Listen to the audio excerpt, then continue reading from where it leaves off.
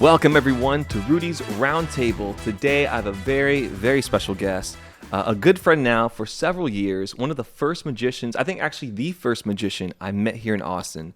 This gentleman is taking Austin by storm, easily one of the best magicians in Austin, dare I say in Texas, in the nation, the one and only Michael Rogerson. Dude, that's great. That great intro, dude. I mean, I paid you to say that, but you know. Yeah, we'll just send me the invoice, send me the Venmo later. I got you, dude. I got you. Yeah, happy to be here, bro. This is dope. Dude, thank you. Yeah, so the round table, but it's a square table. Yeah, you can't see it in the shop, but it's a square table. It's all right. Camera tricks. Michael, I'm so glad to have you here, man. So one of the first things I want to talk about, and it really is, I think we're a good starting point for both of us. We're both magicians, right? And of course, we always ask, how did you get started and everything? But I want to ask a little bit more.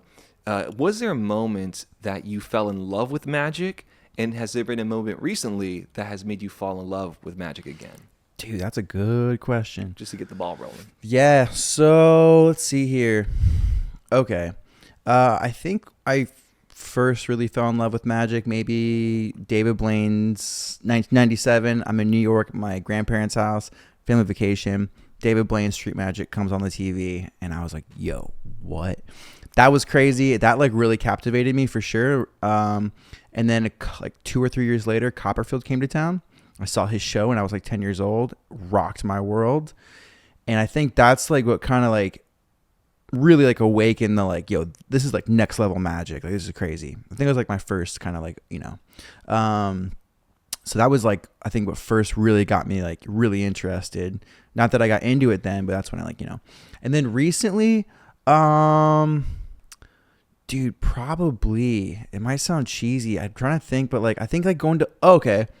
I mean, I went to Magic Convention last year. Biggest, sounds cheesy, biggest magic convention in North America, whatever. Danny Garcia, dude, he does this trick and it fried me, bro. And he does this whole trick with like his wallet multiple times, and this woman's holding his wallet, and then he takes it and just pulls it apart, and it's like a poster of a wallet. It was the craziest thing. Yeah, dude. Okay. I'm saying it in like a very condensed place, but that I saw it over and over, and that was like one of the most beautiful things I saw in a minute. Because, you know, you can get jaded by magic sometimes. Yeah. He did a couple different things. Won't bore the audience, but I remember seeing him and this Spanish magician who just did these things that was so like left field. Is that a phrase? And yeah, it just was like, whoa. The magic feeling, you know? Yeah. It's really special. Yeah, because you can get jaded by it the more you see it. When you say jaded, because I think I fall into those dark times as well. Where the dark ages. I think every magician, it's like those first couple of years just goes all in, right? Yeah. Super excited, can't stop sharing magic, and then there's almost like an overdose of, okay, I did too much of this, right? People start getting annoyed with it. How would you maybe explain your overall trajectory? Yeah, I think it's like anything. It has to be balanced. It's like a river. If it's not flowing and it's not like getting fresh water, like it grows stagnant. I think it's anything in life. You have to be constantly learning and giving and receiving. And if you're overdoing one or the other, then eventually you're going to dry up or you're going to get stagnant. And for me, dude, that only happened, I went pretty like all the way. So from 13 is when I got into magic. I think I was going hard up until maybe like early to mid 20s. And I realized I was using magic for like, this is going to get, I guess we're going deep. I don't know. Yeah, please. But I realized like I was using magic for the wrong reasons. I wanted to be famous more than I wanted to do magic, I think. And I actually had some opportunities to have a manager back. Like when I lived in Vegas, I had some weird things happen. I kind of like crashed and burned. And I realized like my why was I just want to be famous and recognized. I wanted validation, you know, for whatever reason. And I remember I would just go out and try to get girls and like with magic, which is fine. Didn't get that many girls. No, I'm just joking. But there was a point where I was just doing it so much, and I couldn't not go out and just show people magic, but it wasn't like I just wanted the quick hit. Like, oh, they like me. Now I move on to the next person. Yeah. And when I kind of started having this more like awakening or like just of my conscious evolving, just kind of like, what are you doing with your life? Who are you? Why are you doing what you're doing? Like that passion kind of like faded because I think my why was changing. And so then I didn't have the motivation to do magic. And I was like, what's the point?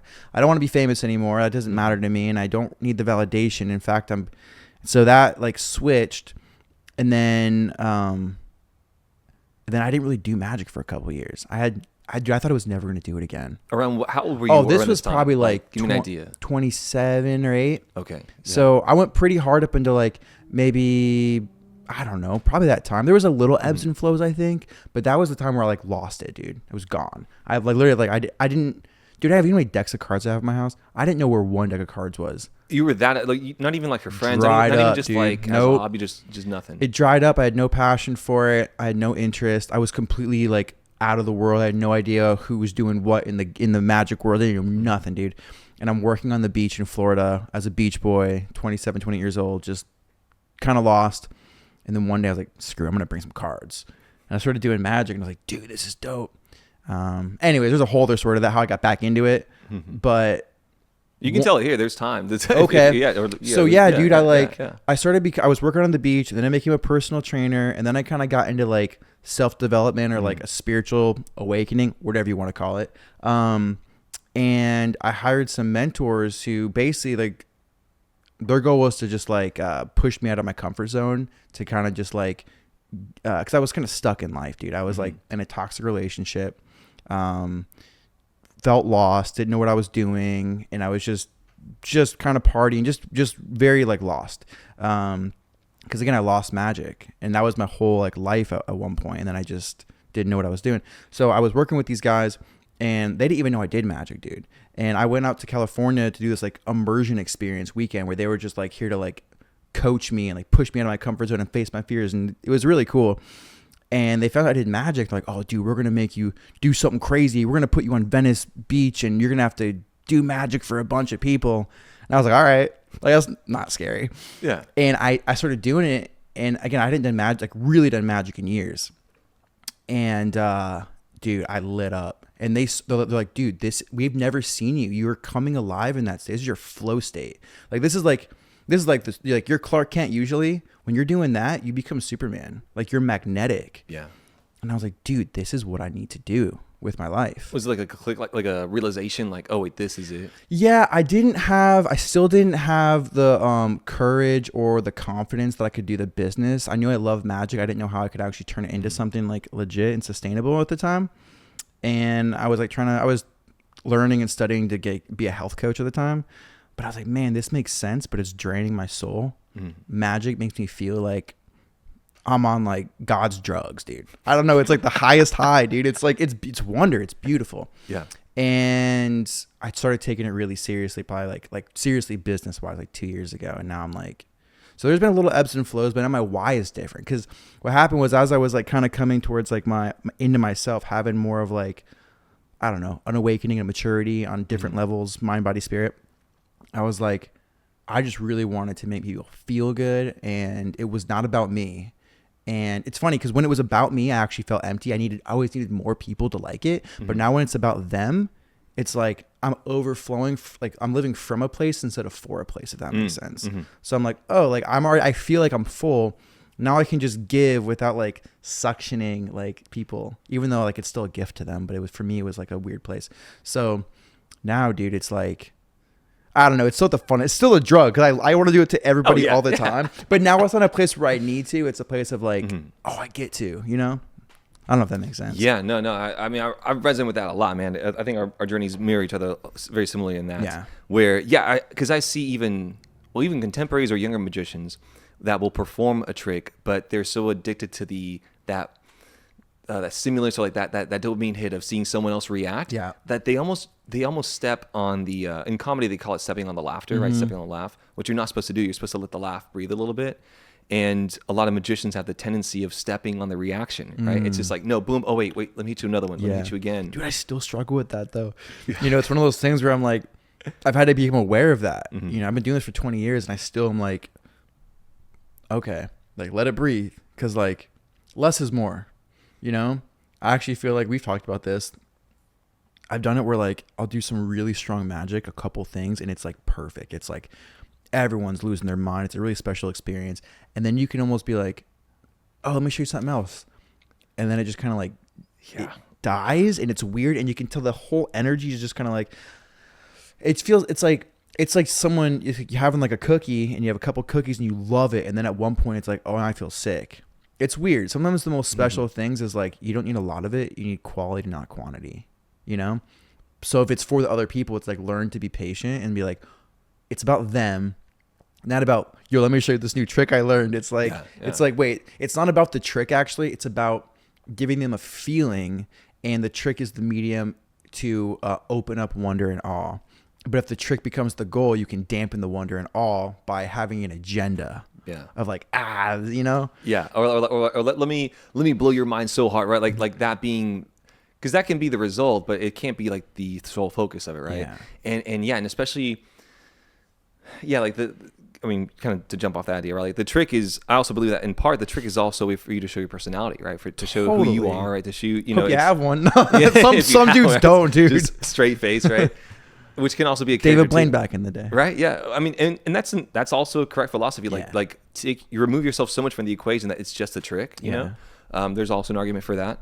But yeah, whenever you put the focus on the audience in the sense that, and also you have to give people the space to react differently, right? Because some people, I mean, of course, that you see, right, are either like, it might be antagonistic toward magic. They might just hate it or like repel it. Some people are like so flabbergasted that they have to sit in silence for a while, thinking it over, and they don't give anything, right? But they're just really silent. So you have to be kind of okay with doing that. Totally, dude. Yeah, I've had. I mean, I'm sure you all have. You've been in it long enough. You've seen all the different reactions where it's like just deep thinking. Or I mean, dude, I've had like actual anger. More so that's what you're doing a trick for like someone's girlfriend, like in an innocent way, but they don't want to feel stupid. So now I like try and bring them into it. But I've also had like anger. Not like anger, like kind of like it's a playful anger. Like people who are really smart, right? And like they're resisting it because they want to figure it out. But there's people. I've seen people like cry, laugh, scream, fear. The weirdest one though is when they don't. It's a very internal one. Yeah. And you're like, "Are you good?" And they're like, "Dude, that's." They're like, yeah, like that's nuts. But they're just like, but they almost don't know what to do. It's almost like a trauma response. They like freeze, but it's not a trauma response. But it's like, it's so overwhelming. They're just like, ugh. And like, that's also beautiful. So like, don't enforce my will on them. Let them just do what they're gonna do. Yeah, the expectation part. I mean, that tripped me up for a long time. Is just wanting people to always freak out, and that's just everyone's different. So not everyone's gonna freak out. In that, it's great for a video. Yeah, but like, dude, there's so many times. Or I'm like trying to film something and like no one's freaking out, you know. And then the times I don't film, everyone's losing their mind. I'm like, But what's so annoying too is and this is also where like at least my ego gets into play, where there's a trick I worked on really a long time. It might be difficult to perform, whatever. I do it, and the person's just like, oh, cool, dude. That happens to me all the time. Well, this is funny. Okay, so like. Yeah, okay, so there's that obviously where it's sometimes the most simple trick gets the craziest reactions. Like, dude, I've been working on this freaking like pass in this which is funny. I always tell like people like who ask about magic, it's like it's supposed to be invisible. So like people don't know how hard you're working on something, and sometimes you get so caught up in like the method's so cool, but it's like what? Like it's not that like the effect's not that cool, but the method is, and I like fall in love with that. Or there's like multiple ways to do like a similar trick. Let's say like the card comes to the top. You could do a double lift, whatever, you know? Yeah. Sorry, I don't know. You could do a pass, you could do a top change, whatever. But it's like, it's all the same thing to everyone else. So like if I have an expectation like, oh, you're going to think it's cooler. It's like, it's not about me. It's not about my method. Unless you're jamming with the homies. And you're jamming with the magicians. You're like, yo, check this out. And that's where it's always an interesting balance, right? Do you want to be a magician for like the layman, right? For the normal audience, or a magician to impress other magicians, right? So because I mean, you can be both. They're both fun, but it's just there's just different tricks, different effects for each one, right? Yeah. Because funnily enough, Dylan Love, he had a great quote in the other podcast where he was talking about how if I'm performing for you, like I pretty much have all my tools at my disposal, right? And so some magicians, which I've been guilty of this, is like we'll limit our arsenal. It's like no, I'm only going to use a normal deck of cards, right? Instead of using like a trick deck of cards. Well, like you just said, the audience. What's a trick deck of cards? Right? What do you mean by a trick deck of cards, right? But the audience doesn't really care, and they almost already give you that pass that like, hey, you know, the props you use, they might not be real, or like something might be fishy, but see, for me, okay, so where I fall on that is like, I'm never going to use a freaking sponge ball in my life, dude. I don't care. It gets strong reactions. It's not my style. Yeah. Using like trickery though, 100%. For me, what I come into is like, if I'm at a gig, yeah, I'm going to use some like sneaky stuff sometimes. As long as it's like easily to like, if I'm at a gig, it has to be like repeatable. It has to be able to quick setup. But like, honestly, bro, I'm actually like, I am really, really like, I'm a diva when it comes to, or like, I don't know, my standards like really strict when it comes to like, if someone's like, what is that? I'm not using it. I won't do it, you know, because it's like, oh, as far as like an object or something that looks out of place. Okay. For instance, like, I mean, there's like a couple different, like maybe like exceptions, but overall, if it's not like a normal looking object, or at least where someone recognizes it, you know, I'm trying to think of like something that's like, this kind of falls on like, kind of like not that, but like linking paper clips together, a great trick. Or like having a paper clip and like linking a ring onto it and like giving, or not a paper clip, like a safety pin. But it's like, I'm not gonna, there's a great trick where it's like beautiful and it looks so sick, but like I'm not gonna do that at a gig because like why would I have a paper clip on me? Yeah, it doesn't make sense. Yeah, I would borrow 2 rings and link them together. Yeah, I wouldn't have a paper clip on me when I'm in a you know, pin when I'm that kind of stuff. This is a great question on because the whole reason of this, or the whole origin, I think, is relatability, which is this is what's like taking over the whole industry, right? Like, I mean, not just magic, but like all other, you know, the influencer today, the celebrity today is the relatable celebrity, right? Yeah. I was looking at a whole like deep dive on marketing on this, right?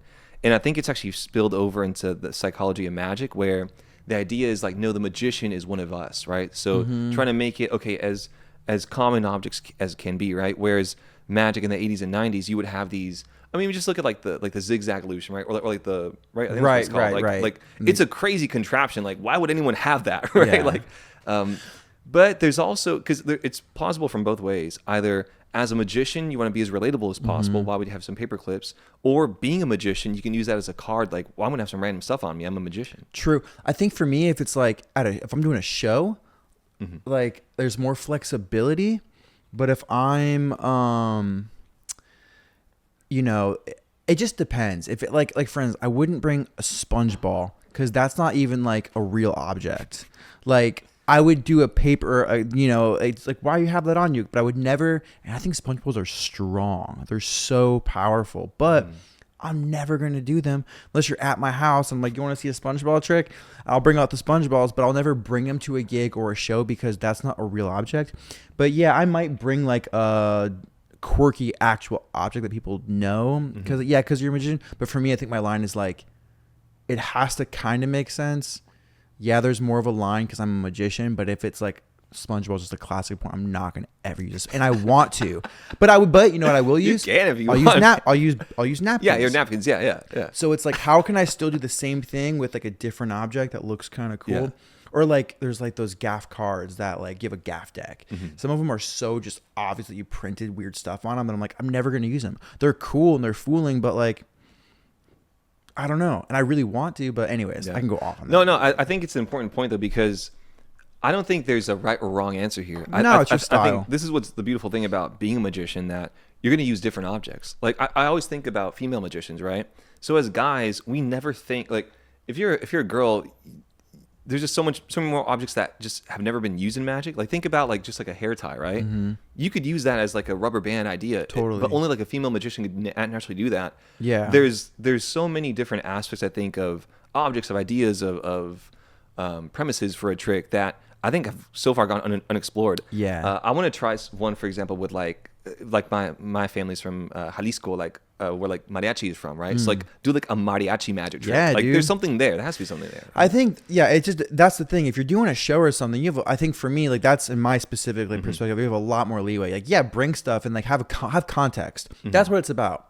You just need context for why you have something. Yeah. Do whatever you want to do. Like bring some weird stuff, but have some context. Copperfield would do that all the time in his shows. It's still a little cheesy, but you know, he'd bring out, you know, a pair of like baby shoes, and he would talk about how like these are my shoes when I was a kid and my grandfather, and like, but there's context. But I think that's the foundation of it. If there's no reason for it, you just have a ball of a sponge. Why? Oh, I mean, to even just, just to both push on it and push against it. Like, why even have a deck of cards, right? Are you playing cards? Like, you know, like, are you a dealer? Right. You know, but like, well, I think the difference with that is like, that's still an object that people recognize.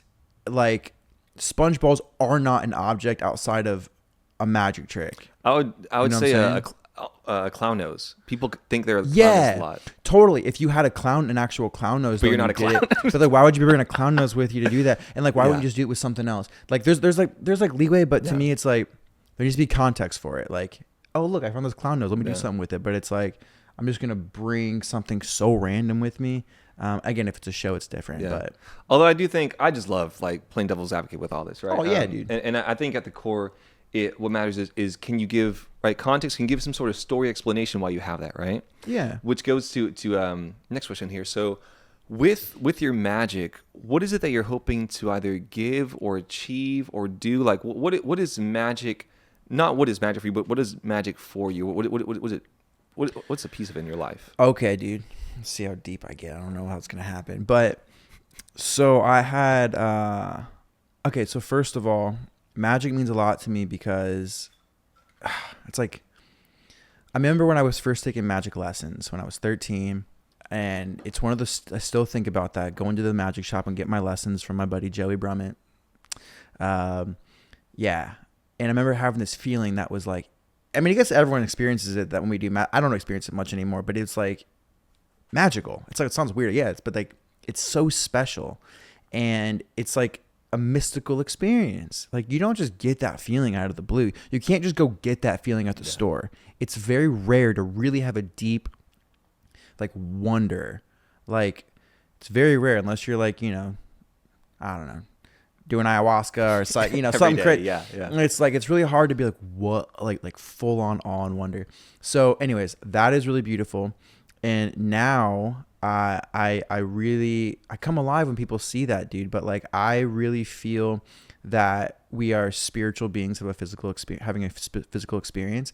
I feel like people get so we've forgotten who and what we really are and what the true nature of reality is. I really feel like it's made out of magic. If you really zoom in on everything, what the heck, Like we think, oh, life. I think magic in a way is another, or life is another word for magic. What is life? There is a mysterious force animating and this intelligence that's like, there's patterns and it's magical. And I had an ayahuasca experience, right? It was so deep, and it sounds stupid when you say it, but literally I saw that everything is literally made out of magic. What you want to call God, in my mind, is like another word, maybe not literally, but like magic. It's so crazy and so majestic and beautiful that it makes your jaw drop, and you're overwhelmed with like, there's no way that this is actually the nature of things. So I don't think a lot of people won't step foot in a church. Most people won't step foot or a lot of people don't have a spiritual dimension. I think magic gives people, it opens a doorway to the truth of who they are, whether they know that or not. Awe and wonder, I believe, is actually what we're made out of. Like when you really look at space and existence and you go deep enough into it, you will have awe and wonder. You become desensitized, I think, to the miracle of what reality is. And so I truly think that the more we come back into this place of like, we wipe away the fog of opinions and beliefs and like whatever, not that they're not useful, but they get in the way of pure reality. So like a kid, boom, they're fresh to this world and they live in awe and wonder because it's like they radiate purity, innocence. And so, sorry to go off on this answer, it's long, but like I that's like a core passion of mine is that deep nature. I'm always constantly seeking it. How do I can water that in my own life and how I can see other people like that. And I think I've always wanted to love people. And sometimes magic can be a really cool, quirky way to free people from the bondage of their own minds, even if they don't feel like they're in bondage. It's like, I'm not giving you awe and wonder. For a moment, we're just glitching what the mind believes to be true. And when you no longer paste statements of what is on top of reality, it's just an infinite possibility. And that actually is reality. And so that's what people are made out of, is possibility. And so same thing, like it's like love or fear. And fear is when you feel like you don't have a choice, right? But possibility is the opposite of that. So God has possibility, So all I say is my magic, I desire to open it up for people But like big picture is like, I want to create a show that is like going to church, but you don't even know you're going to church. It's like you don't mention the word God, but you like meet God, if that makes sense, through magic tricks, because you're meeting the core of your freaking being, awe and wonder. And the reason I'm so passionate about it is because, and I think about these things, I did a show, it's happened a couple different times, but people start crying from seeing something. And I just want to be like, yo, can we just stop the show for a second and get curious? Why the heck is someone crying right now? Like shooken up. That's a visceral experience, because you're tapping into something that's not conscious.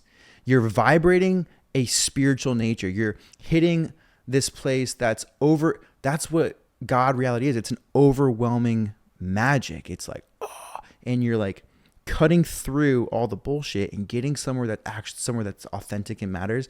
And it's almost like, hey, there's something bigger at play. Like you are literally made out of magic, and like what you think isn't actually what is. And like, it's like that place is almost her like meeting godness in a way. Sorry, I can go off on that, but it's like, that's that. I want people to be like, oh, my mind just be like, what I believe to be true is what's causing my suffering, not reality itself. And magic shows you that illusions feel real, but they're not real.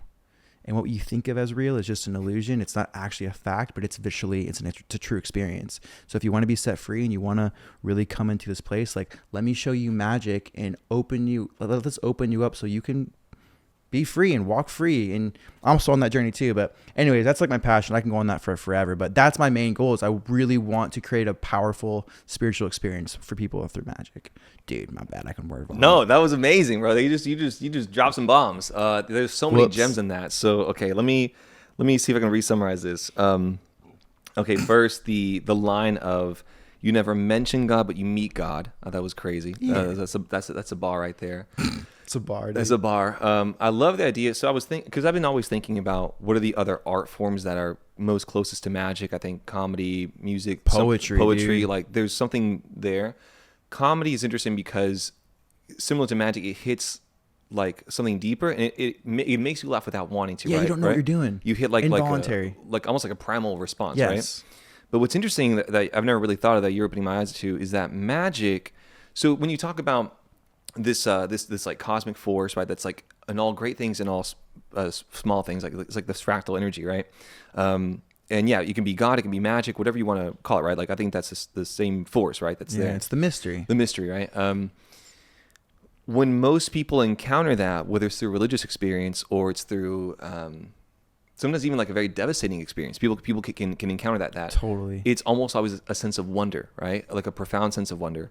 But what magic actually does have unique to all other art forms is creating a minuscule amount of that wonder in a controlled environment, right? And so I think that's why, like, comedy produces laughter, right? You could be afraid of something, like on like a roller coaster, right? Produce like that fear, like fear and exhilaration, which are both like primal experiences. But magic, because it creates wonder is the primal response to the divine, right? Yeah. So that's it, right? That was a bar, right? So for me, that's okay. So magic is actually probably the closest art form that, at least in this argument, that gets to that divine relationship, right? Yeah. And then you talk about this idea where, like as above, so below, right? It's like a fractal level, like it like there's like that pattern interrupt, that like glitch where you have, as Neil deGrasse Tyson says, like it's not just that we are in the universe, but the universe is in us, right? That whole realization. And I think for a lot of times, like I even see it on Rainy Street or 6th Street when I'm filming. What I just thought of just now was that one of the reasons that that's so special, seeing people freak out, is that for a lot of these people, it's their first time feeling that sense of wonder, or at the very least a long time. Yeah, they forgot.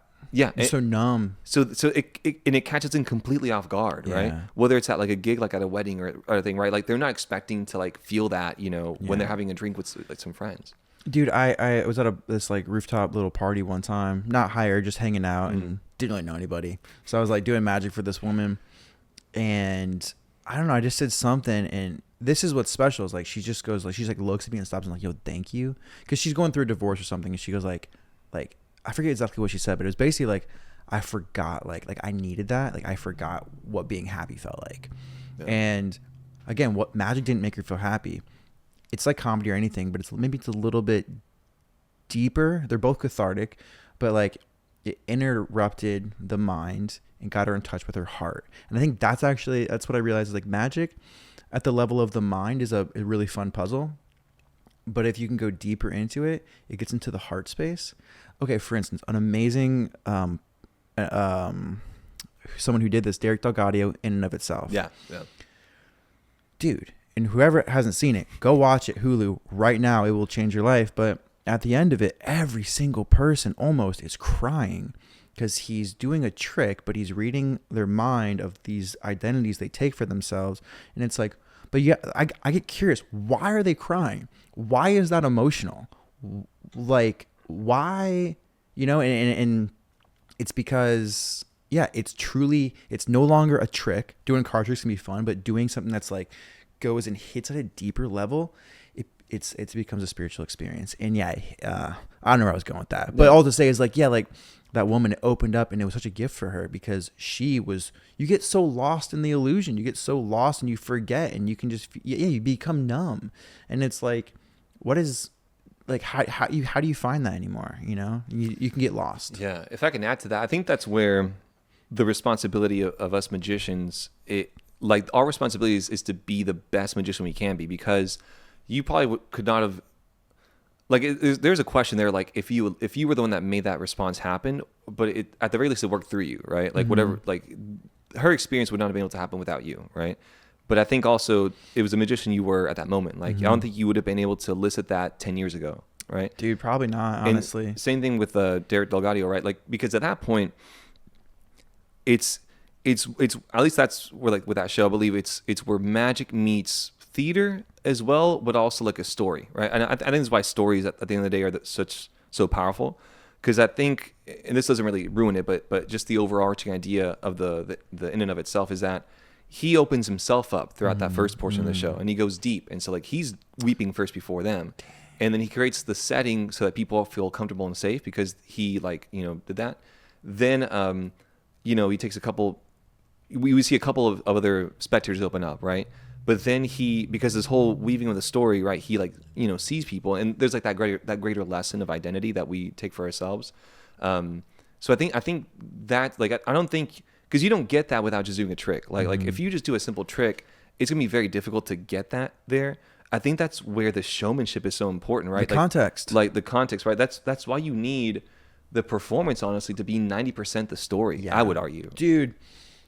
100%, bro. Okay, yeah, 100%. Because I think that's what Copperfield was so successful, is because he added storytelling, and it gave context. Like, why is he doing this thing? Like, okay, so a ring jumps on a shoelace. Okay, let's do it with baby shoes, and it's my grandfather. Like, or the card trick he did. It's like, oh, this is my grandfather taught me before he died, and he has the whole, like, environment where it's this old, So it makes it so important. But like, you just do something.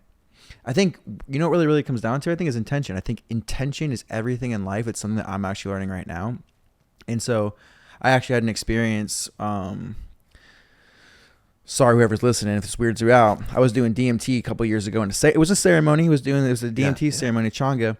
And I was asking, I just wanted clarity on, like, different things about magic. And it said, magic can be, depending on how you use it, it can be a puzzle, or it can be a powerful experience for someone. Just in the same way people might experiment with, like, a psilocybin mushroom, and it's like, oh, it's just kind of fun. But some people do, like, setting, intention, ceremony, and it can be really powerful. And in the same way, if you're just doing a trick, whatever. But what's my intention with the trick? Because the intention is what's unlocking it. If I don't know where I'm going with it or why I'm doing it, then it's like, it's just whatever. But, like, okay, so my intention is I want to make them feel this. Well, then how do I do that? Well, just making a card change is cool, but it's also a puzzle. Why did it change? How can I make it so more powerful? Can I slow down? Can I give some context? Can I even just say a couple different things? For instance, I do this thing in my show right now where I do this mind reading thing where I have someone think of something that there's no way I could know what it is at all. And I have them think about it, and I go, okay, does that feel like it was your free will? They go, yeah. And this line gets every time. I go, cool. So remember that feeling, because I'm about to take that from you. And every time they go, what? So the context isn't reading their mind in a way. It's I'm going to take away your free will. And that just makes it way crazier for some reason. What a line. You know, I just came to, I was doing that trick forever and I didn't really have, like, and then it just came to me and everyone's like, wait, you're going to, what's that even mean? That feels like vulnerable and opens me up, but it's really intriguing. And it's like, it makes it so much more powerful, the context and the intention of like, let's frame it as free will. And can I get deep and take it from you? And I don't know. So. Yeah, man. Okay. So, yeah, I think there's something there so I think of two things. I think intent is super important. I think also, just because I'm a very results-driven person, right? I think also execution is very important. Totally. But I think it's like intent, execution, and then results are like big question mark. Because I think we have control over the inputs, right? You can control some of the execution of it, right? Like you want to do everything to the best degree of it, but that's kind of all in one. I read this great quote where it's like not only are you only responsible for, but you are only what would be like what's the right word here? Not you only honor you only deserve the inputs, you don't deserve the outputs. Something like along those lines. Yeah, it's like your job. It's like my job is to do the best I can and whatever happens. Yes, like that. Yeah. And also I think if you're attached to the outcome, it's probably going to dilute what you're doing because then you're not in the moment. You're not in the present moment. That was something huge that I heard David Jarrard, musician, say is like presence is everything. Like, I mean, he gets standing ovations like pretty much every show. And dude, I saw him first at what was the Magic? Not Magic Live. Whatever, another Magic convention in Ohio, and it like rocked my world. I've never seen a performer like that. But it's like he didn't want to be anywhere else. You could have given him $1 million, he wouldn't have been anywhere else. He was so present. Wow. It's like he was doing his absolutely favorite thing. I'm sure he's done the show 1,000 times. It was like, this is it. And I heard him talk, and he talks about the power of presence. He goes, I'm going to give you the absolute best experience I can possibly give you. Not just the magic from the first sales call, talking. I'm going to are like, it's like I'm passionate about you. And he asks you he goes into so much detail about every little thing to gather information and make the process from someone reaching out to wanting a magician to the end, like the magic show doesn't start during the magic show. It's the whole thing. Yeah. And his whole thing is intention and presence the whole time to make someone feel like they are like a king. Yeah. And when you're so present and there's nowhere else, you're not thinking what the next thing I need, because you don't want anything from anyone else. You want to just, and it's beautiful. He's like, I want to love them so much from the beginning to the end where I am just pouring myself out, and then just let it go. And however they're going to react, all you can take care of is you. Be fully present. My intention is to like, so not to get too weird again, but we're talking about love and presence. My dad always says love has no agenda. And I think that's one of the most powerful things, because if you truly love someone, you don't want anything from them. If you want something that's conditional, it wouldn't be love. Mm-hmm. You know, unconditional love is like, this is what I'm doing because this is who I am. I don't need anything from you, because that's a transaction. So if I'm doing magic for someone and it's transactional and I need them to react for me to feel good, I mean, it's fun, it feels good, but can I just be present? And my goal is to just love and be present, you know, and whatever they need is how they're going to be, you know, because there's so many times of like trying to get it too. And then like, you're not being present when I'm trying to get something, you know? So yeah, almost like being able to give and let go. And then also, because I think part of it too is also providing like the best service that he can provide. Not like, not the best service at all, but like just the best service that guy can provide to them. And I think that's what will leave his mark in their lives too, right? Because something I've been scratching upon it is the trick and the effects. It doesn't have to actually be fully personalized or fully in context to the person, but if you can make it feel like it is, that's all. All it takes is just that one line of a difference, that one change. Just a pause here, pause there, to make people feel like, oh, this was something for me, right? Yeah. And it's one thing if you can at least make it look like it, but if you can do it for real, that's totally even more. But because at that point, then you're not just doing a magic trick. At that point, you're having a human experience, right? Right. Yeah, I think that's what separates like the magic. There's levels of magic. There's tricksters, there's magicians, there's like icons. There's like a level to what you do, and there's nuance. I think there's like people who do tricks, and there's like real artists. Mm. I don't consider myself, I want to be a true respected artist. I think I have high aspirations, but I see some of these guys who are like, they're just next level. And I'm like, I'm a good magician. I give people really powerful experiences, hopefully most of the time. But there's some, it's like, I can go so much deeper and like, it's not what you do. It's also like what you're not doing. It's like the in-between spaces are almost more powerful. It's like, Alan Watts always talks about this. He's like, you know, it's like you think of like things that exist, like that are really important, like this microphone, this table, but without the emptiness, these are nothing. The emptiness, they need that just as much as this needs that. Mm-hmm. And if I'm like not thinking about the subtleties and like the in-between spaces, that's what's actually making everything we do so much more impactful. And so that's what I'm trying to get better at is like, okay, thinking about the magic, that's great. You're good at that. How can you get better at the other stuff? Like, you know, like how can you make the trick you're doing now even better? By like adding a line here or holding a pause or touching them in a certain way. Like I do the toxic, this crazy number thing. And it gets a great reaction. My buddy does the same thing, but he does it with like this whole, it's like his closer, and he talks about like his thing, overcoming suicide and depression. And he brings someone up, and it's this thing where, you know, numbers are added up all these different places, and it equals this very specific number. And he talks about like, this is a very specific number that if every single person here didn't contribute to it, it wouldn't equal this moment. And he basically has this whole thing where he looks at the person up there, he cuts his mic off and goes, he like touches their arm in a very specific way and goes like, thank you for being here.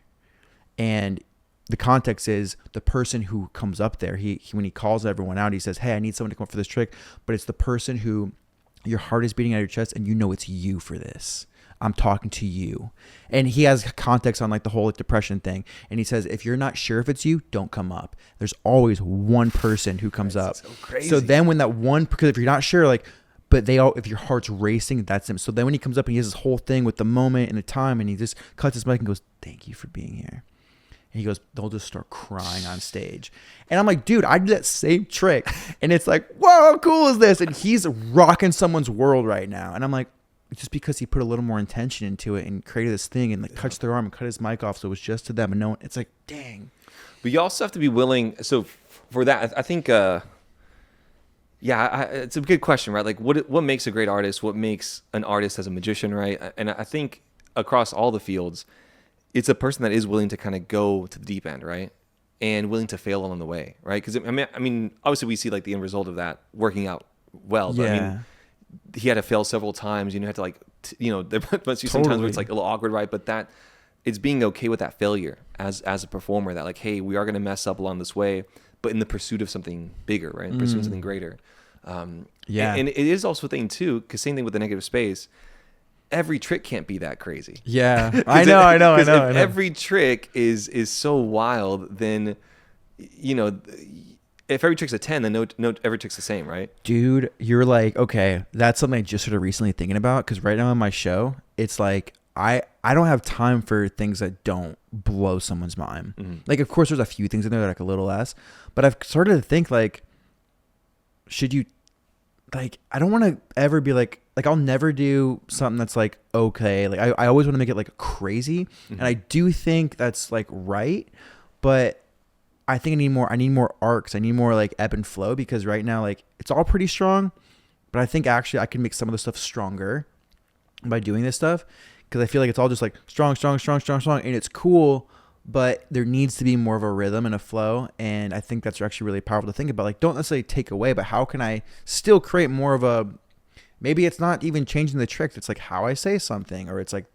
the context, or is this for walk around? For my show. For like walk a show. For this show. Okay. The walk around's kind of like, when I do walk around, I'm like, I'm there to just freak people out. Yeah. There's no context. Yeah. I'm not talking about like, you know, because I would say my story.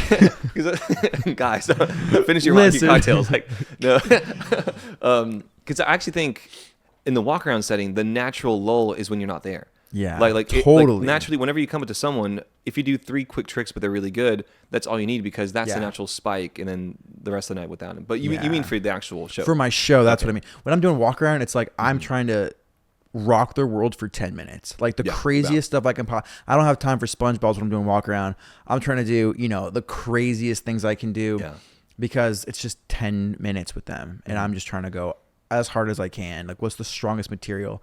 So I don't have I can have a ton of different material, but I usually have like, a certain amount that I'm just like, and I have other stuff just in case, but it's like, this is some of the strongest stuff that I'm just know is going to hit. And I want to make them question the reality and go home and can't sleep for a week. And then, there was a great, I just watched this, it has like 16 million views on YouTube.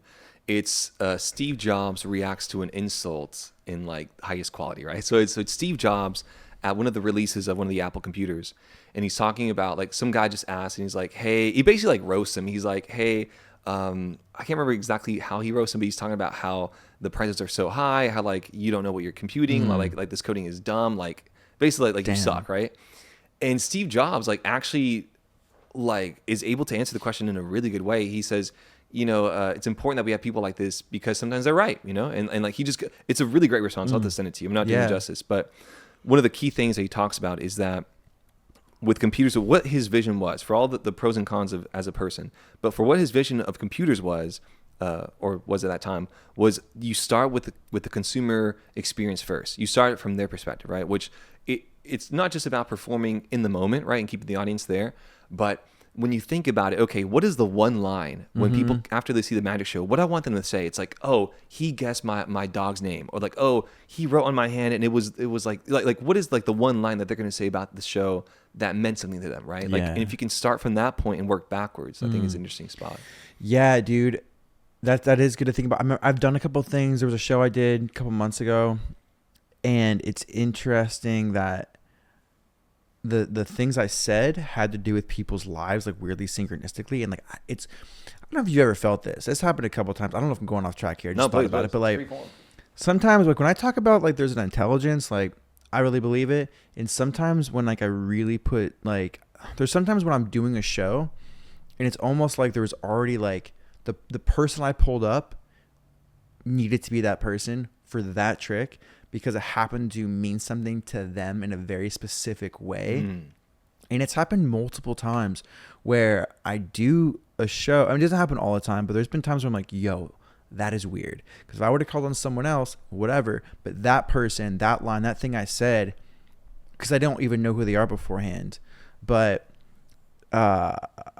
yeah, part of me was like, man, like what if you just like kind of set that intention sometimes, like, because there's something where you can like map that if you kind of know the person or the vibe, but like what if I don't know, it's almost like opening yourself up to like the intelligent mystery to be like, I don't even know, but like it's really interesting when that stuff kind of happens like spontaneously. Yeah. To add to that, I think the only way that happens is it's a constant idea, I would say, of like us refining ourselves as magicians, right? Because I think you have to be good at your craft to then trust yourself and let go while you're performing. I think there's something like that. You get to like this weird flow. Yeah. I feel like that happened because usually when that happens, it's like the one time I did that, I was like, you can't be thinking about it. You can just be doing. Yeah, because then you're gonna mess. You just get in the way. Yeah. I think that's kind of with anything in life. It's like it's kind of like the whole expectation thing. You have this insistence of like, I love this like little line, like insistence is resistance. And it kind of is with like literally anything in life. Anytime you feel some kind of resistance within you, it's because you have some kind of insistence that things should be a different way or something. But with magic too, it's very, I think, to be in the moment. That's why I think that's why also David Gerard's stuff's so powerful, because he's so present that he's able to, I think that's like when like people get really creative ideas and things happen. It's like, where do those things come from? Right? Where does music come from? Where does creative ideas come from? It almost feels like it comes from a higher dimension, and which I do believe there's way higher dimensions than this one. And I wonder if like when you're so present, then you can have access to like things that you almost couldn't know about beforehand. Like I believe in like a psychic, awareness. And I do think that you can get these things, or like, it's like you didn't know why you chose that person, but because you were so present and you're like, it's almost like the classic, are you breathing? Are you being breathed? And it's like, are you doing the show? Like Alan Wallace talks about that. It's like, okay, you're breathing, but like, who was breathing the past 5 minutes before you thought about it? Yeah. Are you being breathed? And it's like, are you doing the show? Like when you're so in flow and you're so present, is there something moving through you, and kind of like, oh, you're just choosing that person. Now you don't know why. And that happened to be the perfect person that like, if you didn't, it's like crazy. So presence, I think, is I don't know. I just went off on something crazy. No, this is good. No, hey, we want to go as deep as we can. This is actually a good time to shift gears. So just to expand on that as a transition. I mean, this is an age-old idea, right? It goes back to the Greeks, even later, if we really go back. But the idea of muses, right, where you would have Apollo, you would have Apollo, you'd have like all these and also Apollo, and also Apollo, right? I know there's other gods and Zeus. demigods and stuff, right? Well, I know Apollo was the god of music and stuff. Oh, but, I see. But there are other like there's I think Dionysus was the art of theater and wine. Yeah. So, but in even since then, I mean, 2,000 plus years, right? The idea that the great plays, the great songs of those times didn't come from the people who composed them. They would pray or ask for the muses to inspire them, right? Dude, what? And so I didn't know that. are you familiar? Oh, dude, yeah. This is a pretty common thing in like Greek mythology that even within the stories and the people who told the stories were like, no, we don't write these. Like these are coming from a greater thing. Like and like there would be specific muses you would pray to like influence you or give you that creativity. I do wonder though. It might be a combination of both, right? But is it a thing where it's a higher dimension outside of us that we're like an antenna in like interfacing with, or is it something coming in from within, right? Like you can make the argument both like through DNA or biologically that we have it stored already in our genes, or is it something that we're tapping into, right? Yes, I think because I was reading this book on more like a mystical book or whatever, and they were talking about entities and stuff and people who interact with whatever, like if you're having like a ceremonial experience and like it's like, is this all in your mind or do these beings or angels or whatever, do they exist outside of you? And it's like yeah, it's all in your mind, you just don't realize how big your mind is, like the Hermetic principle, all is mental. And so it's like if you see separation, that like, yeah, it's within you, but it's like it's both and it's like that there is no outside or inside in a way. Like, yes, it is, but like, I just see like, it's okay. It's kind of like we have our mind, we have our subconscious, unconscious, collective consciousness, and they all are like, it's the same thing. It's like, you can't have one without the other. They need each other. So it's like, where are you getting it from? It's kind of semantics. It's like it's outside of you, but what you think is outside, like everything you think of is outside you right now is happening in your mind. So like, what is like, yes, but it's all happening within your mind. So it's like, and again, yeah, I don't know, but regardless, it's like, I guess it's an interesting like thought to think about, like, where does it come from? Within, without? Is it kind of the same thing, just depending on the perspective? It's all one big, mental landscape at the end of the day. So, but, yeah, I don't know. Yeah. No, hey, please go as far out as you want. So one thing I've heard recently was, who are you? You are me living another life, right? Same, and vice versa, right? I mean, like if I were to be born, experience in your shoes, I would. You're different parallel reality. Yeah. Full different world. But it's the same. I would actually say it's the same like origin point in each one, but like experiencing the different ones. I had this experience while running where it was like running and listening to some, one of these philosophical people, right? But they were basically talking about how if you can, I think so. Okay, so where to start? So first, I think right now is an era where so much of our attention is being monopolized, but also commercialized, right? And that hasn't really been the case for most of history, right? Today it's like exponential, right? But it used to be a thing where 50, 60 years ago, being bored was so much more normal, right? And that's where a lot of creativity would have a genesis there. One of the benefits of being bored is that you get a chance to really dive deep within yourself. And I had this experience while running, because I was running for like maybe 2 hours, and I got just glimpses, kind of like while a runner's high. Like it was also a little spiritual experience, but I basically got a chance to almost like see behind my eyes, right? Which is a weird way to phrase it, but I get it. But almost like being in touch with like, oh, like there's like a source of, it could be a soul, it could be a spirit, whatever you want to call it. We'll just call it a source for the moment. Then there's like my brain and my body, right? And so it's like, I think at the root of everyone is this like pure, infinite energy, infinite expression, infinite consciousness, right? But it is filtered and limited by the body, by the physical constraints, right? And it's a thing where, when they say all is mental, it's like, yes, all is mental, because it's like I'm trying to think what would be a good expression of this. Like, whenever you have like vegetables and you have that like strainer, right? Like you throw some food or vegetables, right? And like it strains the water out. it's essentially that, like, your brain is a strainer on the source, and so only a certain amount of things filter through. Yeah. It's like the reality where I think like 1% of all visible light is what we can actually see. Yeah. So we're only getting a fraction of what was actually experienced. Yeah. Just to add to that. Well, dude. It's all, our perception is a filter. That's it, dude. It's like, and it's like, that's why it's like, we actually have never seen reality as it is, because every time you see something, you never see the whole thing. Like, tell me one thing you've ever seen in its entirety. I'm looking at my hand. I don't see the back of my hand. So we're filling in the blanks. There's so many things we don't see. And that's just sight. That's just sight. Not even like smell or hearing, or like, can you see, smell, hear your hand at the same time? Well, and then it's like, okay, and then it's like our experience of the senses. I like that. I don't like it. It tastes good. It doesn't taste good. But like, it's neither. It's everything is neutral. And we either like or don't like something depending on a past stimulus of how we experienced it. Not with everything, maybe, not generally. No. And so it's like, we've never actually experienced reality.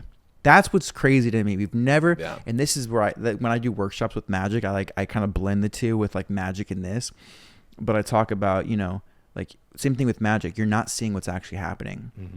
I'm creating a story in your mind that's giving you a visceral experience, and you believe it, and it feels real. And you know it's not real, but you're crying, you're laughing, you're screaming, and you're not even seeing what's actually happening. You're seeing a story. And it's like, same thing with reality. We're not seeing reality. We're seeing our own self, right? We perceive ourselves first and then project that out. So the way through my beliefs, my filters, my opinions, my likes and my dislikes is how I see this. So I've never experienced you in your purity, right? Because if bring someone else in here, like your brother, he's going to see you and he's going to experience a whole different kind of person than what I do. Or let's say someone who like doesn't like, okay, there's one person who likes me, one person who doesn't like me. They're both not experiencing me. They're experiencing their judgments or filters with me as a symbol. And that's what's also fascinating too. So it's like, we've never experienced that reality. We're experiencing filters. And so that's why it's like, that's the very thing I was trying to say earlier. It's like, without the story in your mind, without the opinions, then what's happening? What's true then, right? I don't know if you listen to Byron Katie. She talks about like, I am no more or no less than your story about me, which is like, ooh, right? Like, I don't like that guy. That's just your story. Like that guy's this way. That's your story. If you couldn't, so this is the big one with anything in life. This is bothering me. This person, this, if they didn't do this, blah, blah, blah. If you couldn't believe the thought or the story that this is boom, who would you be? Like, anything that's bothering you. Oh, if I do this, this is going to happen. Okay. First of all, is that true? It's just you're projecting, and maybe. But if you couldn't believe the thought, how would you feel? Who would you be? What is happening without a story in your mind? There was it's Zach, I can't remember the last name, Zach something. Galifianakis. Zach Galifianakis, right? Zach something. He was the magician. He has a YouTube special of magic. Curly hair. He has I hate that this is a defining factor, but his father passed away. Mirza. I think so. Yeah, he came here to Austin. Yes, yeah. So he talks about, somewhere in the show, he says, I've heard a lot of definitions of what it means to be a magician, but this is what I think is the best one. A magician is someone who controls your your perception. A magician is someone who controls your perception and makes you see the world how they see it, or how they want you to see it, right? Yeah. And so that is one example of what magic does, right? Like okay, I'm kind of playing with perception, with misdirection, to make you see something the way I want you to see it. And so as a spectator, you get to see, okay, someone can do that. But I think the greater lesson, which is kind of what you're speaking to as well, is that every person has the ability to control that perception of their own life, right? Yeah. Because it's not, we're only seeing what we want to see in most cases, and we're programmed to see. We're prone to see, and you can change. What's crazy, you can change the story of your life. Like, if you don't change your life, you change the story of your life, right? Yeah. But of course, it's very difficult sometimes, because the key to do that is to let go, of all the stories you've been told before and everything you've believed up until now, which is why it's so difficult for people, right? Yeah, and I think, dude, this is like all I think about is crazy. Like, the reason we hold on to stuff is because we find benefit in that. Like, we don't know who we are, what is life without those stories. Like, the only reason we ever choose anything, our motivation to ever hold on to anything, is because the reason we're not letting something go is because we feel like it serves us in some way. Or we're comfortable with it too. Right. So it's serving us though, Yeah. because it's comfort. Because I'd rather have comforting pain than the uncomfortable unknown that like what's going to happen. So it's like that people can choose the most painful things, or like they stay with in a toxic relationship that they know is bad for them, and it might be painful, but the fear of leaving is scarier than being with this person. Yeah. And so but it is, you're right, it's letting go of the stories. And so then it's like, well, how do I do that? Well, find out why you believe it serves you, because the moment we truly feel like, oh, this isn't serving us anymore, we will naturally just let it go. We don't have to try. We'll just let it go. And so forever holding on to anything, this is a big one, man, whether it's like anger or anxiety or anything. What am I believing to be true about myself in relationship, or about reality, or in relationship to this reality that's making me feel this way? And I love this, like to see it like this is like, I like to say, like, I'm choosing to feel anxiety because I believe it serves me. Because if I didn't believe it served me, I would let it go. But it's a protective thing. Yeah. Where but the moment it's like, and obviously like these things can take time to work through, but I think that is a big core thing it's helped me in my life, is that any perception, first of all, it's just a perception. It's not a fact, because the moment you stop believing in it, where is it? Right? Some things can be objectively true, but for the most cases. But experientially, essentially, you say this is a table. That's an agreed upon. Like, it's not a table, but yes, it's an agreed upon. This is what it's used for. What is it though? It's a bunch of wood. Yeah. It's not. Yeah, and then what is that? Like, it depends on what level you're talking from. Yeah. So yes, on one level, it's an agreed upon table. But is it a fact it's a table? No, it could also be a stepping stool for a giant. It sounds crazy. No, yeah. But I'm saying, like, objectively, like, there's only so many. I think there's like a few facts I think you can see about creation. Everything else is an opinion or in a belief system. And then so it's like, why am I choosing to believe that, and why do I think it serves me, and can I let it go? And that's going back to magic, is like, I think that's what at least my own like philosophy on it is that, seeing how magic, people can have really visceral experiences, seeing magic, crying and laughing, and by seeing something that's not there. But I always say it's like, it's not a fact, but it's still a visceral reality. It's an experiential reality, but it doesn't mean it's true. But you can still be crying and all this stuff. So in the same thing with life, it can be a visceral experience, and you can have this whole thing and be this and that, but it doesn't mean it's true or it's a fact. But because you believe in it, it is your true reality. And so I think as humanity, as we're like evolving in consciousness, I think we're going to truly be the magicians of our life. And so what is a magician? Like, when I'm doing a trick, it's like, if the person could truly see what I'm doing, the illusion would be broken. And if they practiced the things I was doing, they could also do things that look like magic for people who don't understand. And in the same way, I think there's a deeper level to play this game of reality, that when you see not sleight of hand, but the sleight of consciousness, how everything is mental and everything's made out of imagination. And our whole experience is that. Then when you practice these certain tools and you sharpen your mind and your emotions, you get your internal state clear and you operate from that state, then people look and be like, how is your life so magical? How are these things happening to you? How are you always in the right place at the right time? And this person does this and this is like, how is it? It's because you're in the Tao, you're in the flow with life. And you learning to see clear and not let your conditioning, take you by storm, and you're like, oh, because that, like, we're not victims. We're here to go from spectator to magicians. We're here to be like, I'm lost in my mind. But no, it's an illusion, and like, it's real and it feels real. And like, you can be like, but I really have pain. I really feel it. And like, that is real. Your pain is real. So have compassion for people and myself. But the reason, and I know there's like real issues, like, like actual torture and there's like physical, but the emotional suffering comes from a deep place of the illusion. And anyways, I can go off on that, but that's always been a big one for me, is like, that's why magic's so beautiful, because it shows you the nature of the mind. And it's like, damn, the Buddha said all suffering it's all happens in the mind, dude. It's freaking nuts. So anyways. There's a lot of ideas. There's a lot of ideas there. So, like it's I always compare it to a movie, right? Where a movie, that these are actors on a set. The way it's edited is also like magic, in a sense, like what you're seeing is not reality, right? There's that famous quote that politicians hide the truth with lies, but artists tell the truth through lies. That's from V for Vendetta, right? That's not me. So that's not me.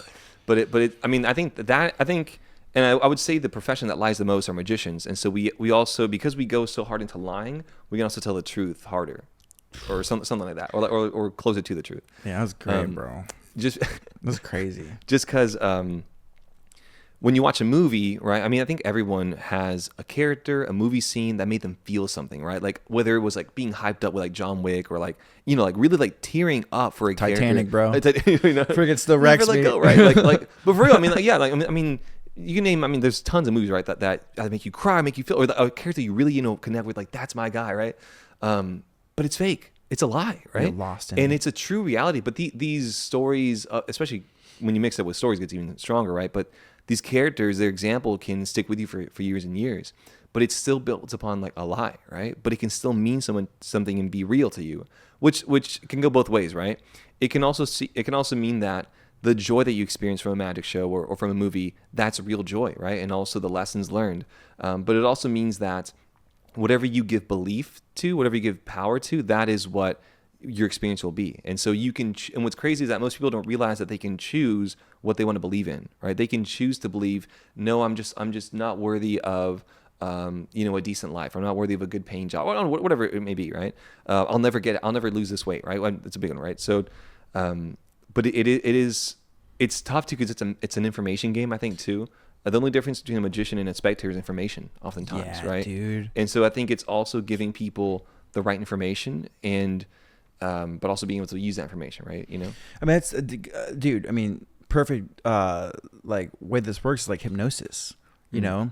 Because, like, people can quit smoking and, like, transcend all this stuff by changing the story in their mind, but on the subconscious, right? Because you're talking about, like, the information and, like, buying into certain things and, like, you know, reminds me of this verse in the Bible that says faith comes by hearing. And so a faith is having a deep, deep belief in something and knowing, but that comes by hearing. And what is hearing is allowing these thoughts, whatever you think and listen to over and over and over, you're going to start accepting. We morph to our environment, internal and external. And so if we're not consciously choosing it, we're going to become, you know, however, this is why I think meditation, affirmations, journaling, hypnosis, these things can rewire us at a deeper level. And there's lasting change, like what you're saying, it's identity, how I see myself. And, but that's it, like listening. Cause like, you know, they say you become like the average of the 5 people you hang out with the most, people, books, whatever. Your environment shapes you. Yeah. And so, you know, if you start you know, if you stop doing something and you start letting other voices creep in, you're going to start changing. So it's like, you got to be like vigilant to be like, what am I choosing? Cause I am, in a way, we're just an organic computer, input and output, you know, whatever I input, I'm going to output. Yeah. So if I stop putting in the input of things I don't prefer, like I'm not worthy of this. And the reason that baggage feels so difficult, it's someone else's baggage that we've picked up, either like telepathically, not literally, but like we've seen our parents or something happen. And like, we've just seen something as we grew up that I'm not good enough, but it's like, that's not a fundamental fact, but because I believe it, my life is a reflection of my belief. So it's like, yeah, different information and consciously like rewiring, you know? It's really empowering though, dude, that like think that, oh, the external world, like it's not a victim. Like I can truly change my mind and, you know, and life kind of changes once you start doing that, you know, consistently. A good portion of your life is magic. Another good portion of your life would be, let's just call it consciousness, awareness, enlightenment, like that journey, right? That journey of discovery.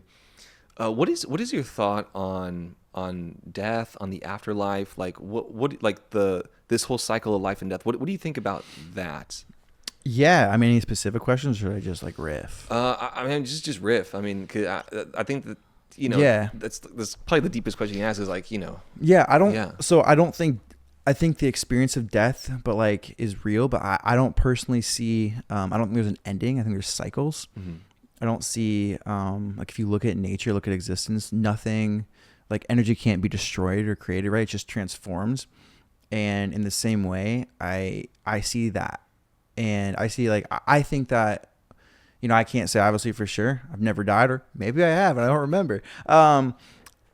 It's like what level are we talking about, right? Because I think on one level, death, I think we're dying all the time in a weird way.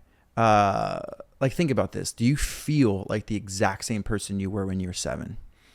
No. Do you have a same exact personality? You look different. You sound different. Like, you are a different person. But that essence that hasn't changed, I think that is eternal. But because we have pictures and stories, we kind of think that was me, but that's not me now. And so what I kind of see is like if you like, I do believe in like reincarnation. I think that as we go through different lenses of experience, different beings, we may not remember those people, but it doesn't mean that they're any less like that same essence is, so I don't really believe in death. I kind of think we just wake up and we're like, damn, that was a crazy trip. I've had some crazy psychedelic experiences where it's like, oh, I 5-MeO DMT ceremony, insane.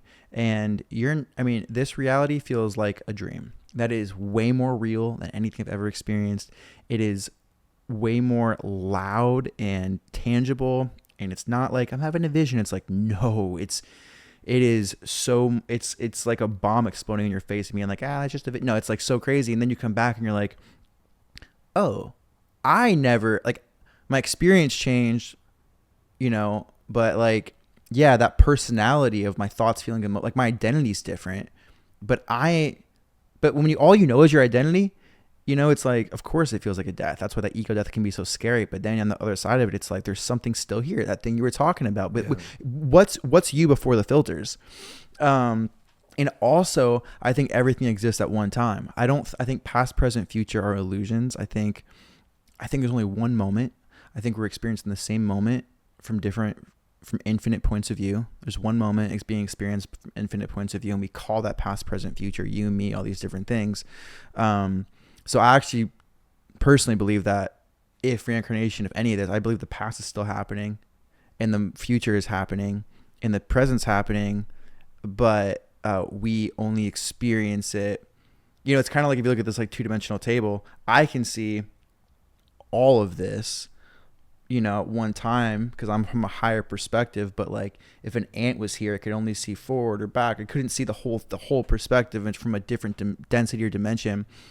It's like it's like a film strip. A film strip, you can see the whole movie, but when you're in the film, so you're watching the movie, you can only see one frame at a time. Yeah. So I think all lives are happening at one time. And so we're just blipping in and out like a strobe light, experiencing these things. And from that lower dimension or density, we think, oh, it's the past life, it's a future life. But death is just waking up different times, and just I think we're actually dying all the time, every single moment. I think we're blipping in and out. I just think we have memory, so we feel like we're the same person, Yeah. So I actually agree with a good amount of that. So to kind of keep with your film analogy, almost like an old school film projector, right? Like, yeah. So there's the one instant, the moment, the whole reel going. I would say consciousness is like the light source, right? That's going, but it's actually not even like the source. It's just a little bit of the source. It's a little bit of the light. It would be a way that I would expound upon that. I also came across the idea of, this idea of, I think this is like Terrence Howard, that whole thing. Let's go. So did you him debate by any chance?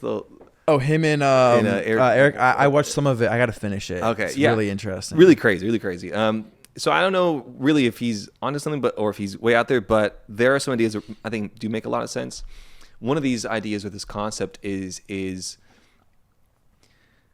if you think about, for example, if you gave a kid, 3 crayons, right? Red, green, and blue, right? They can only paint, no matter how much art form they could do a million different versions of art, of drawings, but they would always still have those 3 ingredients, right? I think there's something like that with this universe, where this universe can only contain whatever laws of physics that it has, whatever elements it has. So you're going to see natural patterns. The clear example was the Fibonacci sequence, right? But I was even thinking, okay, the simple concept of inhaling and exhaling, right? And there's this idea where, I could be completely wrong on this, right? But the idea of the Big Bang, right? That the Big Bang is actually the great exhale, and that, what if just just like us, the universe is breathing, right? Oh, dude. But it's on such a, time span that we just can't process it. I don't think, again, I think like what you're saying with that makes sense, because I don't think there's a beginning or an end. I think it's now.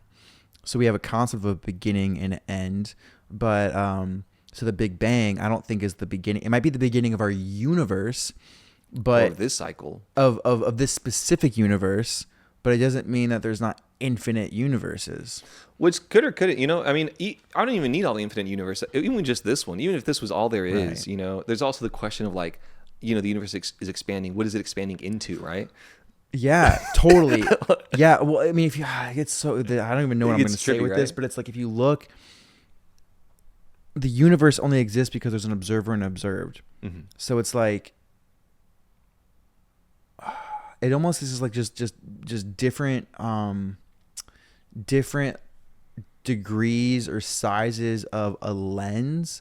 So it's like, I don't know if I can explain what I'm trying. Like, it's feeling. Like a fractal experience. But it's like, what is the universe? Like, who's to say that? Like, I don't know. Like, even looking like your eye looks like a galaxy, and it's like there's just infinite points of view. That's all I'm trying to say. So from our point of view, the universe from our point of view is massive, but it's just a point of view of me, and that could also be, the universe could literally be an atom of a larger entity. Yeah. That's like has another point, but even a cell is a point of view. Everything has a point of view, just different levels of awareness of what it is, of consciousness. So I think it's like, I think there's no end or beginning. I think it's infinite, which isn't linear, right? It's more of like a sphere, like infinity, which, by the way, dude, I don't fully understand it at all. But if you want your mind blown, I think it's called A Trip to Infinity on Netflix. It's an hour long. Whoever's listening to this, or at least you, bro, watch it. Okay. It is insane. It's like, it's math, but it's so entertaining, and it's like a spiritual experience watching this. But okay.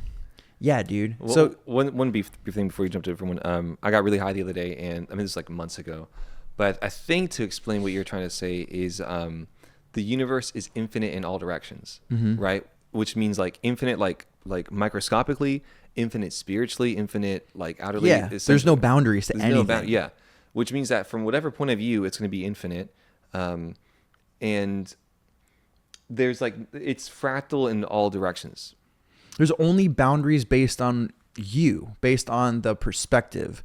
But like, keep going. Okay, there's a boundary of a wall, but like, keep going. It keeps going. It keeps going. It keeps going. It keeps zoom in, zoom in, zoom in, zoom out, zoom out, zoom out.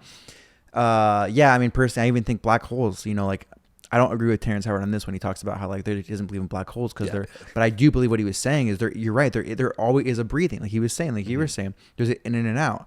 I think black holes birth new universes, and a universe is just a macro expression, or maybe it's a micro expression from a larger entity. I don't freaking know. I gotta take some more mushrooms. and for me, it's crazy because I think about it in the form of disciplines, right? So think of this idea of, let's just use like a crazy example, like weapons, right? So humanity, at least in this form, has been around for like 200,000, 300,000 years. I mean, it's been a minute, right? And one thing we've had for a long time has been tools and weapons, right? And this universe is infinite even in that. Like, even today, in the past 5,000 years, like, every year they've made new weapons, right? Like, from like bricks to sticks and stones to spears to like, machetes to guns to then crazier guns. Like it never ends. Yeah. And it never will end, right? Right. Same thing with all professions. Imagine like cooking, right? Like the fact that people can still come up with new dishes today. The fact that I mean, even like in magic, right? Like, it's been around for so long, and people are still developing new ways to do it and everything. Like, the innovation is limitless in all directions, and so it's just crazy to understand that.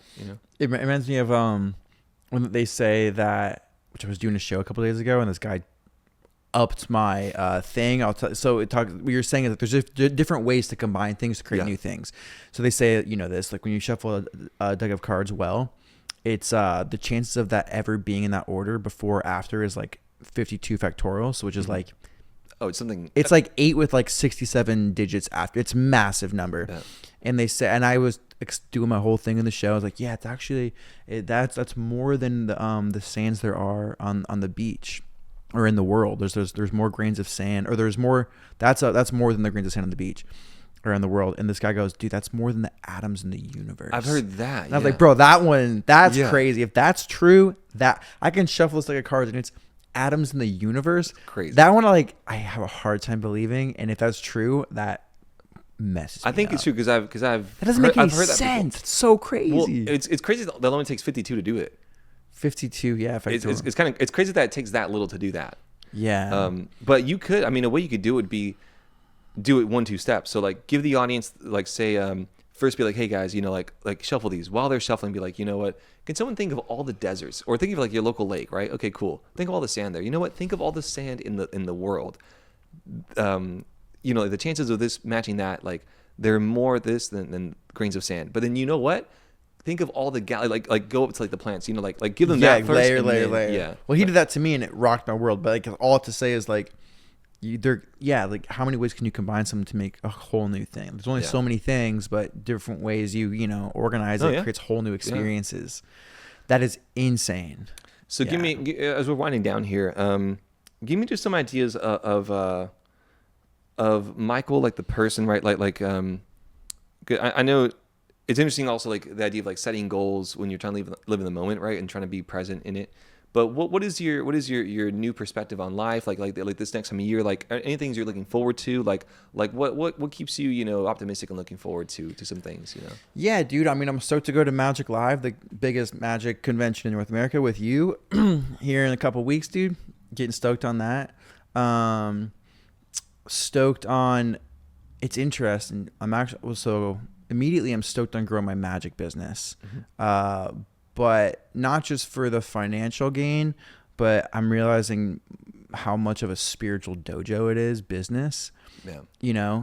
Things work, things don't work. And, spend a lot of money on Google ads or this or that, or this is messed up, or my website sucks. Oh, this happened. And it's like, whoof, or like, oh, this gig didn't turn out the way it was, or so in a weird way, I used to like go so big into like my spiritual life that I think that like the other life kind of got neglected, and now I'm like, oh, okay. Diving deeper into just like business and just the nitty gritty of that's really it's kind of exciting, but also it's stretching me because it's like, oh, like reaching that goal, but like also using my spiritual practices on how to navigate these things. And like I really believe consciousness creates reality. How can I use these principles to scale my business? And then so seeing magic, my business in a way as like a spiritual practice is really like intriguing to me. Cause that's what drives me, I think, is like my spiritual life. But what I mean by that is I just want to be as free as possible. Yeah. I want to feel as free as possible. I think that's our true nature. And I think that's the goal of, all of this. I believe that all that is God, whatever we want to call it, played this game of hide and seek, where it's the oneness splits itself off into divides itself into infinite expressions or points of view, and it forgets who and what it is, so it can wake up and remember who and what it is from all these infinite points of view. And so, I'll forget my train of thought. So what I'm saying is like I love that concept of like waking up to more, and God became man so man can become God. And so that's what drives me. But like, how can I do this in business, to become more? And also how can I share with other people? It's really just, I think about it all the time. I'm a magician, right? We love the mystery. So that's like the biggest mystery ever, is like how to it's alchemy. It's true magic. Actually, women are the biggest mystery. That is the truth. That's Albert Einstein on me. That's Albert Einstein on me. So true. But yeah, so it's like real magic, alchemy. This stuff drives me, but in my business. And then, so I'm excited about that, obviously. And then, yeah, man, just doing fun things and spend time with your dog too. Spend time with my dog, my girlfriend, Charles. That's not my girlfriend. My girlfriend. Okay. My dog's Kate, or my dog's Charles. Dang it.